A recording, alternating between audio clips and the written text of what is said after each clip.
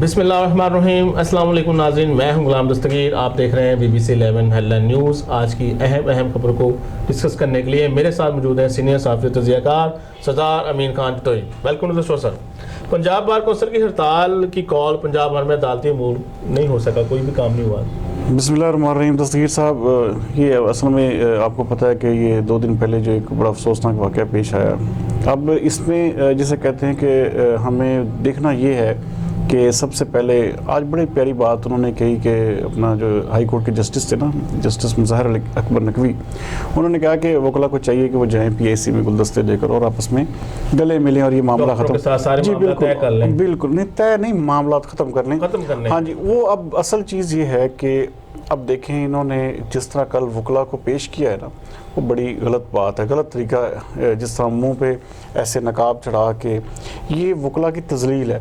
देखें आप किसी भी तबके को जो है, जो कि एक पढ़ा लिखा तबका, देखें उसमें कोई 2, 4, 10, 20 अगर कोई मिसाल के तौर पे किसी ने गलती की है तो उसकी सज़ा वकला कम्युनिटी को नहीं देनी चाहिए।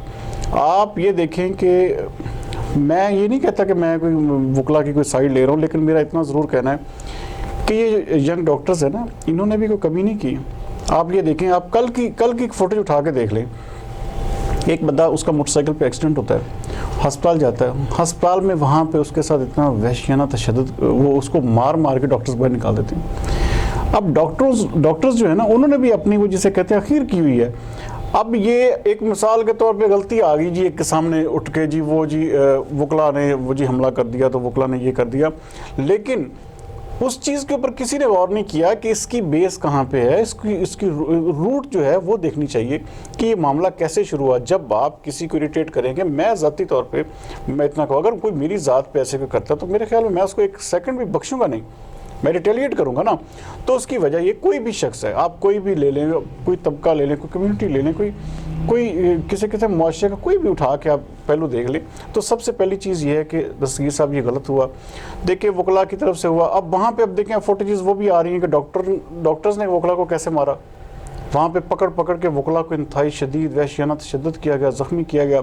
तो अब एक बंदा है, जब एक मिसाल के तौर पर लड़ाई हुई, वो बात आ गई ना कि भाई जब जंग हो जाती है ना, तो फिर ये देखा नहीं जाता कि किसने क्या किया, किसका क्या कसूर है। दरअसल जंग के भी कोई कसूर होते हैं। अभी आपने कहा कि वकला की तंजील हुई है, लेकिन अब इंसानियत की तंजील नहीं हुई। नहीं, इंसान देखें, सबसे बड़ी बात मैं वही बात कर रहा हूँ, बिल्कुल ये गलत नहीं, देखें गलत बात है। अब इस बात डॉक्टर्स हों चाहे वो वकील हों, अब देखिए ना, अब ये दोनों तरफ से आ रही है ना। अगर ये भी हो सकता है ना कि वो डॉक्टर्स ने खुद ये किया, हॉस्पिटल्स में देखे ना अमवात जो हैं अगर हुई हैं तो उसकी वजह देखे कोई भी, हमने वो कुछ ऐसी चीज़ें वो फुटेज सामने नहीं आई। मिसाल है, अगर वकील ने किसी ने मास्क उतारा होता तो अंदर तो CCTV कैमरे लगे होते, तो अब तक तो वो सामने वीडियो आ जानी चाहिए थे ना। नहीं होते सर, नहीं चलें, ऑपरेशन थिएटर्स में नहीं होते, लेकिन कोई बाकी सारे क्लिप्स अगर बाहर आ गए तो ये भी आ जाना चाहिए। ऐसा नहीं है, देखिए किसी भी कम्युनिटी को हिट नहीं करना चाहिए मेरी नज़र में। मैं ये ज़ाती तौर पर समझता हूँ कि वकला जो हैं वो, हाँ उनका ये मुतालबा जो है कि भाई वकला के जो है ना रिहा किया जाए, बिल्कुल ठीक है, लेकिन हड़ताल नहीं होनी चाहिए। इससे आम आदमी जो है पिसता है, और कम अज़ कम अदालती अमूर का बाइकाट नहीं होना चाहिए। अब देखें नाज़रीन, बहुत सारे लोग ऐसे बेचारे बड़े दूर दराज इलाकों से आते हैं, उनकी तरीक़ों पे तरीके। अब हमारे मुल्क में तो एक रिवाज बन चुका है ना कि एक केस जो है 6-6 महीने, क्या 6-6 साल, क्या 100 साल गुजर जाते हैं, उसके कोई फैसले ही नहीं होते, वो पता ही नहीं होता। एक नस्ल ख़त्म हो जाती है, दूसरी नस्ल आ जाती है, दूसरी से तीसरी नस्ल। तो क्या है कि हमारे इसको अदालती अमूर को जो है ठप नहीं होना चाहिए, इसके ऊपर काम होना चाहिए, और वकला को मिल बैठ के इस हवाले से कोई स्ट्रेटजी बनानी चाहिए कि आए रोज़ हड़तालें। इससे देखें अदालती अमूर भी मुतासर होते, आम आदमी जो है, जो इंसाफ के लिए पहले बेचारा परेशान है, तो उसकी, और आम जो वकील है ना, वो भी इससे बहुत मुतासिर होता है। अब कई वकील ऐसे हैं जिनका सिर्फ़ और सिर्फ जो आमदन का ज़रिया है वो वकालत है। तो अब ऐसे वकील जब एक हड़ताल 2 दिन 3 दिन, तो उनके जो एक्सपेंडिचर्स हैं या जो उनके जो मामलात हैं वो भी माशी मामलात बड़े डिस्टर्ब होते हैं। तो दोनों कम्युनिटी को सोचना चाहिए। डॉक्टर्स को भी अपनी गर्दन में सरिया नहीं रखना चाहिए जिस तरह के वो सोचते हैं कि भाई हम अपने आप को वो एक थोड़ा सा समझ लग पड़े, तो उनको भी जरा मामला में चेक एंड बैलेंस जी रखना चाहिए। और जिस तरह की बदमाशी डॉक्टर्स, यंग डॉक्टर ने शुरू की थी, उसके ऊपर भी जो है ना कंट्रोल करना चाहिए। ये नहीं कि वकला को ही सिर्फ और सिर्फ आप मोर्दे इल्ज़ाम ठहराएं, तो मैं नहीं समझता ज़ाती तौर पे।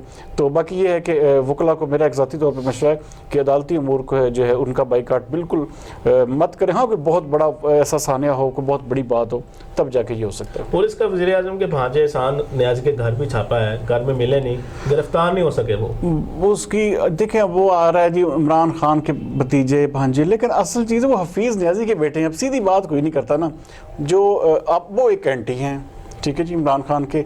तो सारे लोग जो है ना वज़ीर आज़म के भांजे, वज़ीर आज़म के भतीजे के ऊपर पीछे पड़ गए, लेकिन कोई ये नहीं देख रहा कि हफीज़ुल्लाह न्याज़ी साहब तो मुसलसल इमरान खान के खिलाफ बोलते हैं।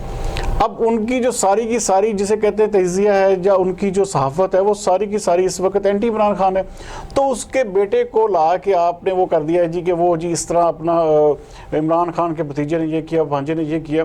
भाई पुलिस जो है, अब कल उन्होंने वाज़े तौर पे बयान दे दिया, मेरा कोई रिश्तेदार भी है तो किसी भी सूरत में उसको कोई जिसे कहते हैं ना कि नहीं है भाई, कोई इंडेमिटी नहीं है कि भाई वो जी जो मर्जी करे रिश्तेदार। तो ये बाकी है कि पुलिस को अगर मिल जाता तो लाजमी तौर पर से भी गिरफ्तार करते, लेकिन ये है कि इस मामले को अब तूल नहीं देना चाहिए। अब किसी न किसी तरह से मिल बैठ के इनके बड़ों को जो है वकला को और डॉक्टर्स को आपस में मिला के, ताकि आइंदा जो है ऐसा कोई नाखुशगवार वाक़या ना हो। बयान पे बयान मौलाना फजल रहमान का एक बहुत बड़ा बयान सदा साहब फिर आ गए जी, उन्होंने बिल्कुल आज देखें उन्होंने बड़ी बात की है। उनका कहना है कि मैं अपनी बात पे कायम किया, उन्होंने दोबारा ये अल्फाज कह दिया कि 1 महीने के अंदर अंदर तब्दीली आएगी और आइन और जमहूरियत के अंदर रहते हुए आएगी। और मैं अपनी बात पे उन्होंने कहा कि बिल्कुल मुदल्लल तरीके से कह रहा हूँ कि हर सूरत में तब्दीली होके रहेगी। तो इसके पीछे आप देखें ना कुछ है। मौलाना फजल नहीं करते हैं कि ये फर्द वाहद के लिए होगी कि पूरी जमहूरियत के लिए? नहीं, देखें ये अब कोई भी चीज़ होती है ना, जब आपको पता है आहिस्ता आहिस्ता उसके हालात बनते हैं आहिस्ता आहिस्ता। तो अब ये जो उन्होंने कहा ना को, तो आप भी देखेंगे कि जनवरी तक जो है ना बहुत सारी चीज़ें जो है क्लियर हो जाएंगी। अभी तो बहुत सारे मामला हैं। ये दिसंबर तो अभी आज 12-13 तारीख है, ठीक है। 13 तारीख को अब अगली 13 तक देखें, जैसे कि उन्होंने 1 महीना दिया है, तो इस महीने में आप देखेंगे बहुत सारी तब्दीलियाँ। मौलाना फजल रहमान बड़े घाघ और बड़े ज़ीरक सियासतदान हैं, ऐसे कोई बात नहीं करते। हाँ, लोग उनको ज़्यादा सीरियस नहीं लेते, लेकिन ये हकीकत है कि उनके फॉलोअर्स या उनकी जमात के लोग जो उनके जो पैरोकार हैं, वो इस चीज़ को बड़ी सनद का दर्जा देते हैं कि जो मौलाना फजल रहमान बात कर रहे हैं उस बात के पीछे कोई ना कोई लॉजिक है और ये कुछ ना कुछ होकर रहेगा। बच्चों के साथ जिनसी जुराइम बायसे शर्म और अफसोसनाक हैं। वज़ीर आज़म के ज़ेर सदारत के अहम इजलास हुआ आज। नाज़रीन, ये बहुत हमारे मुआशरे का भयानक पहलू है। इस वक्त सबसे ज़्यादा जो हमारे मुल्क में अलार्मिंग सिचुएशन है वो जिनसी तशद्दुद या जिनसी बेरहरवी तो है ही है, लेकिन उसके साथ साथ बच्चों के साथ जिनसी ज़्यादती, बच्चों के साथ जो क्राइम, बच्चों और बच्चियों के आए दिन ज़्यादती। देखें 2 साल 3 साल की बच्चियों को जिस मुआशरे में न छोड़ा जाए, उस मुआशरे के अफराद को आप क्या कहेंगे। और आए रोज़ ये वाक़यात हो रहे हैं। इसके हवाले से कोई सख्त तरीन स्ट्रेटजी जो है दस्तगीर साहब बनानी पड़ेगी।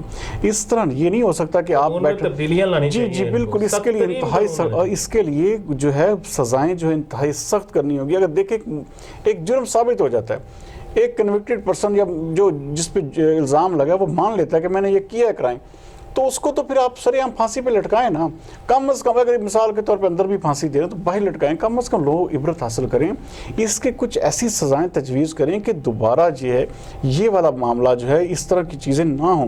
क्योंकि हमारे देखें सबसे बड़ी, आप देखें आज से हफ्ता पहले ले लें, वो मेलसी में 2 बच्चियाँ बिल्कुल, और देखें और करने वाले कौन है, आपस के रिश्तेदार हैं। और सबसे बड़ा देखें अब इस डर क्या पड़ गया है इंसान को कि भाई इंसान अपने सगे रिश्तेदारों के करीब भी नहीं जाता। देखिए हालांकि हमारे हजूर पाक सल्लल्लाहु अलैहि वसल्लम का जी हमारे हजूर पाक का फरमान है कि आप जो है बिल्कुल सिला रहमी करें, अपने जो करीबी अजीज़ हैं उनके साथ आप बर्ताव रखें। लेकिन अब ये जो मामलात हो रहे हैं तो हर वालिदैन जो है वो इसी फिक्र में मुब्तला है कि हम अपने रिश्तेदारों को कैसे अपने मामलात में आने दें या कैसे उनसे मेल मुलाकात रखें। क्योंकि इन दी एंड क्या निकलता है, आपके रिश्तेदार, आपके ही दोस्त, आपके ही जानने वाले जो होते हैं वही इस मामले में इन्वॉल्व होते हैं। तो ऐसी चीज़ें जो हैं बच्चों के मामले से ख़ास तौर पर इस मुल्क में कानून साजी की ज़रूरत है और सख्त से सख्त कानून होने चाहिए। जिस तरह के आए रोज़ ये वाक़यात बढ़ रहे हैं ना दस्तगीर साहब, आने वाले वक्त में देखें ऐसे तो कोई भेड़िए भी नहीं करते, ऐसे तो कोई जानवर भी नहीं करते। कि एक बच्ची के साथ ज्यादती की, ज्यादती के बाद उसको गला दबा दिया, फिर उसके जिस्म के हिस्से काट के फेंक दिए। कसूर में देखें क्या क्या कुछ निकला। बच्चों की बाकियात बरामद, छोटे छोटे 5-5 साल, 8-8 साल, 10-10 साल के बच्चे। और ये किस तरफ हम जा रहे हैं कि माशरा किस, इसके लिए अवेयरनेस करें। इसके लिए ये जो है ना, मिसाल के तौर पे वॉक्स, सेमिनार्स, हर चीज़ से हटा के इसके ऊपर लोगों को आगाह करें, इसके ऊपर लोगों को शऊर दें कि भाई बच्चियों के मामलात में कम से कम लोगों को एजुकेट करें। तो हुकूमती सरपरस्ती के बगैर ये मुमकिन नहीं है, और जब तक ये कानून नहीं बनेगा इस सख्त तो कामयाबी मुमकिन है। सजाओं के बगैर ऐसा मुमकिन नहीं। जी बिल्कुल, मैं वही कह रहा हूँ कि जब तक सज़ा नहीं मिलेगी, जब तक सख्त कवानीन नहीं बनेंगे, जब तक लेजिस्लेशन इस हवाले से नहीं होगी, तो मेरा ख्याल है कि ये मामला बढ़ते रहेंगे, क्योंकि सज़ा नहीं मिलती ना। इन दी एंड क्या होता है, कोई पैसे लेके माफ़ कर देता है, कोई हुकूमत जी जो उनको जी 10-10 लाख रुपए दे दिए, क्या हुआ, इसका मतलब क्या होगा। आप देखें, अब जो कसूर के बच्चे जो जिनकी वाक़ियात मिली, उनके वालिदैन को 10-10 लाख रुपए मिल गया। अच्छा, अब कई बंदे ऐसे जो शऊर से आ रहे होते हैं जी, करोड़ों रुपए दे दिए जी। बस वही चीज़ है ना, इंसाफ नहीं है। जब तक इंसाफ, जिस तरह इमरान खान साहब का विजन था, जिस तरह इमरान खान साहब कहते थे कि जी इंसाफ दूंगा और सब कुछ दूंगा, तो इस मामले में इंसाफ करें। बच्चों के ऊपर इमरान खान साहब कुछ इस हवाले से लेजिस्लेशंस करवाएं, अपने आप को वक़्त दें इस हवाले से। कम जो है बच्चों की ज़िंदगियाँ जो हैं आने वाले वक्त में, ये चीज़ें हमारे लिए बहुत बड़ी परेशानी का बायस बनेगी। दस्तगीर साहब, ये मुल्क जो है ये फिर जानवरों का मुल्क बन जाएगा। तो इस चीज़ से अवॉइड करना चाहिए हर हाल में, और ये वक्त जो है ये फिर हाथ नहीं आएगा। अगर ये कानून साजी इस पे ना हुई तो आने वाला जो मुआशरा होगा इंतहाई भयानक और मकरू होगा।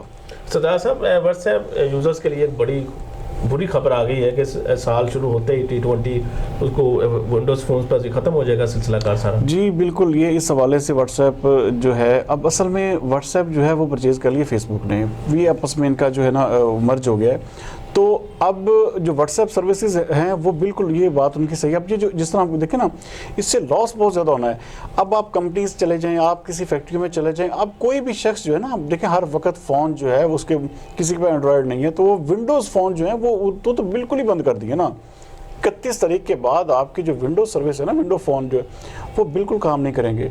और ये सिर्फ, अच्छा, जो पुराने फ़ोन हैं एंड्रॉयड के अलावा, जो पुराने सेल फ़ोन है जिस पे आपका व्हाट्सएप चलता था, वो भी लाखों फ़ोन जो है बेकार हो जाएंगे। उसके बेकार का मतलब है कि उस पर व्हाट्सएप सर्विस ही नहीं आएगी। जब व्हाट्सएप सर्विस नहीं आएगी तो वो फ़ोन तो बेकार हो गया।